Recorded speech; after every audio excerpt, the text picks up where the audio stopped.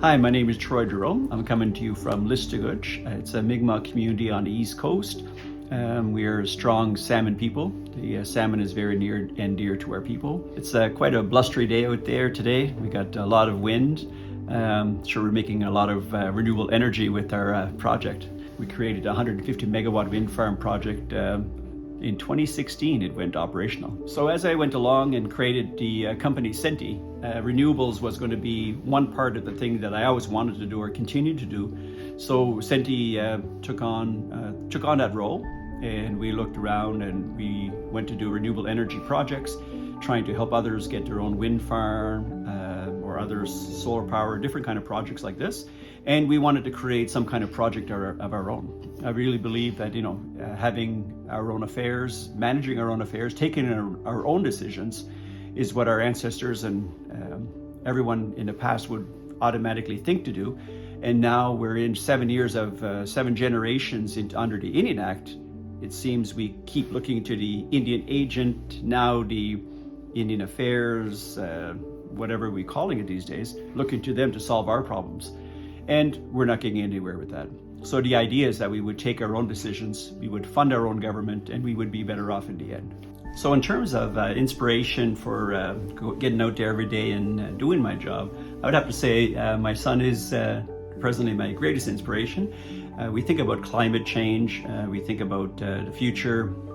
Indigenous life's not always the easiest thing. So with my son Nesquin just turning 3 this year, I'd like to see him have a brighter future, be able to enjoy all the things that we've done. What are you cutting? Are you going to cut the wood for the fire so we can make renewable fire? Oh, yeah. Yeah. And what are we going to do with the wood? But help me. Let me help you? Okay. Yeah. What are we going to do with the wood? Are we going to make a fire in the house? Yeah.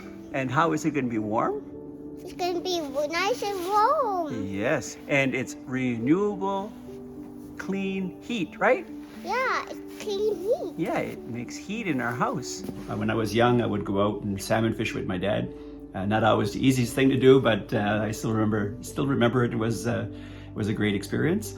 And I'd like to be able to have him experience the same things. You have to be inspired. You have to look at what drives you, where you want to be in the future. Renewable energy is an exciting future. We see even the large corporations that have been into oil and other kind of development are now heavily invested in renewable. So renewable is going to be the future. Getting into the renewable energy sector is something that I would encourage young people to take on.